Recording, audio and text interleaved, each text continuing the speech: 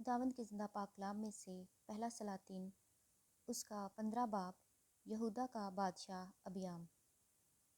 اور نبات کے بیٹے یروبام کی سلطنت کے 18ویں سال سے ابیام یہودا پر سلطنت کرنے لگا۔ اس نے یروشلم میں 3 سال بادشاہی کی۔ اس کی ماں کا نام مائک تھا جو ابیسلوم کی بیٹی تھی۔ اس نے اپنے باپ کے سب گناہوں میں جو اس نے اس سے پہلے کیے تھے اس کی روش اختیار کی، اور اس کا دل خداوند اپنے خدا کے ساتھ کامل نہ تھا، جیسا اس کے باپ داؤد کا دل تھا۔ باوجود اس کے خداوند اس کے خدا نے داؤد کی خاطر یروشلم میں اس سے ایک چراغ دیا، یعنی اس کے بیٹے کو اس کے بعد ٹھہرایا، اور یروشلم کو برقرار رکھا، اس لیے کہ داؤد نے وہ کام کیا جو خداوند کی نظر میں ٹھیک تھا، اور اپنی ساری عمر خداوند کے کسی حکم سے باہر نہ ہوا سوا ہتی اوریا کے معاملہ کے۔ اور رہوبام اور یروبام کے درمیان اس کی ساری عمر جنگ رہی، اور ابیام کا باقی حال اور سب کچھ جو اس نے کیا سو کیا، وہ یہودا کے بادشاہوں کی تواریخ کی کتاب میں لکھا نہیں ہے۔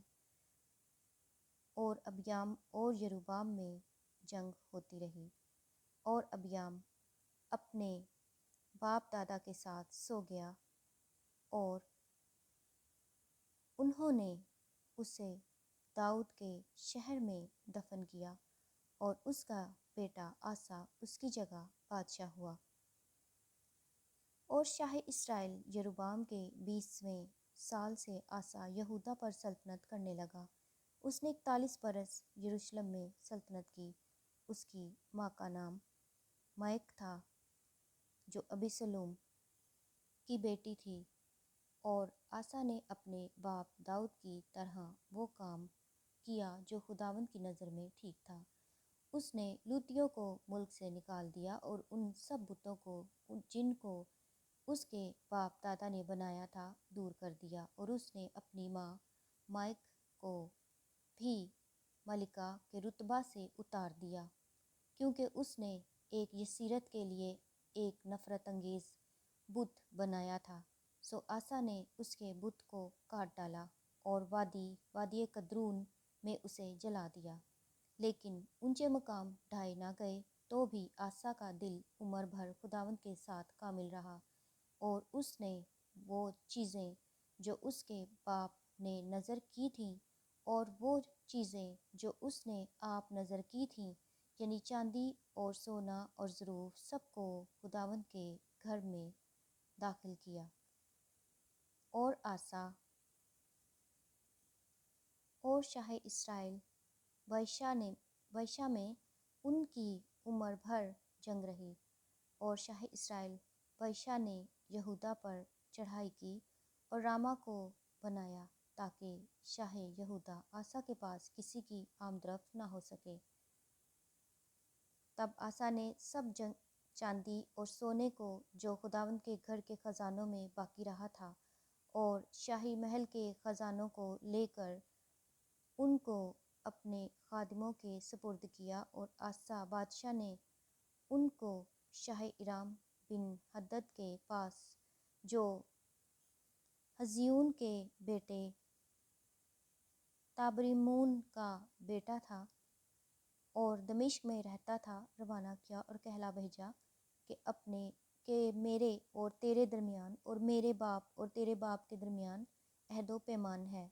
دیکھ، میں نے تیرے لیے چاندی اور سونے کا ہدیہ بھیجا ہے، سو تو آ کر شاہ اسرائیل بائشہ سے عہد شکنی کر، تاکہ وہ میرے باپ سے چلا جائے، میرے پاس سے چلا جائے۔ اور بن حدد نے آسا بادشاہ کی بات مانی، اور اپنے لشکر کے سرداروں کو اسرائیلی شہروں پر چڑھائی کرنے کو بھیجا، اور ایون اور دان اور ابیل بیت مائک اور سارے کنرت اور نفتالی کے سارے ملک کو مارا۔ جب بائشہ نے یہ سنا تو راما کے بنانے سے ہاتھ کھینچا اور ترزا میں رہنے لگا۔ تب آسا بادشاہ نے سارے یہودا میں منادی کرائی، اور کوئی معذور نہ رکھا گیا۔ सो वो रामा के पत्थर को और उसकी लकड़ियों को जिनसे बादशाह उसे तामीर कर रहा था उठा ले गए। और आसा बादशाह ने उनसे बिन्यामीन के जिबा और मिस्पा को बनाया। और आसा का बाकी सब हाल और उसकी सारी कुव्वत और सब कुछ जो उसने किया और जो शहर उसने बनाए सो किया, वो यहूदा के बादशाहों की तवारीख की किताब में कलमबंद नहीं है।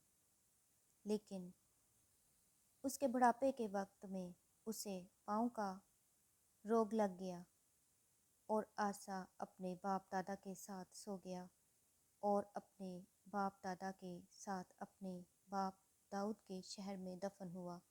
और उसका बेटा यहोशफत उसकी जगह बादशाह हुआ। इसराइल का बादशाह नदब।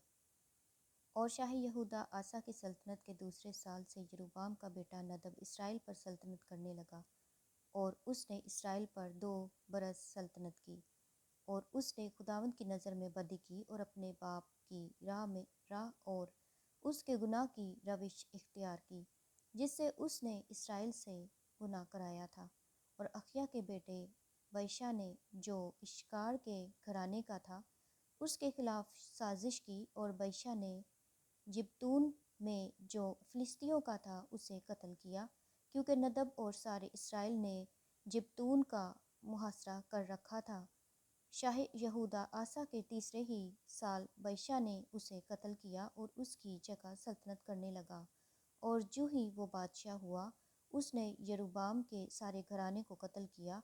और जैसा खुदावंद ने अपने खादिम अखिया सैलानी के की मार्फत फरमाया था, उसने यरूबाम के लिए किसी सांस लेने वाले को भी जब तक उसे हलाक न कर डाला ना छोड़ा। यरूबाम के उन गुनाहों के सबब से जो उसने आप किए और जिनसे उसने इसराइल से गुनाह कराया, और उसके उस गुस्सा दिलाने के सबब से जिससे उसने खुदावंद इसराइल के खुदा के गज़ब को भड़काया। और नदब का बाकी हाल और सब कुछ जो उसने किया सो किया, वो इसराइल के बादशाहों की तवारीख की किताब में कलमबंद नहीं। और आसा और शाही इसराइल बादशाह के दरमियान उनकी उम्र भर जंग रही। इसराइल का बादशाह बादशाह। और शाह यहूदा आसा के तीसरे साल से अखिया का बेटा बादशाह तिर्जा में सारे इसराइल पर बादशाही करने लगा। और उसने 24 बरस सल्तनत की। और उसने खुदावंद की नज़र में बदी की और यरूबाम की राह और उसके गुनाह की रविश इख्तियार की, जिससे उसने इसराइल से गुनाह कराया। खुदावंद के जिंदा पाक कलाम के पढ़े और सुने जाने पर खुदावंद की खास बरकत हो। खुदा का शुक्र हो। आमीन।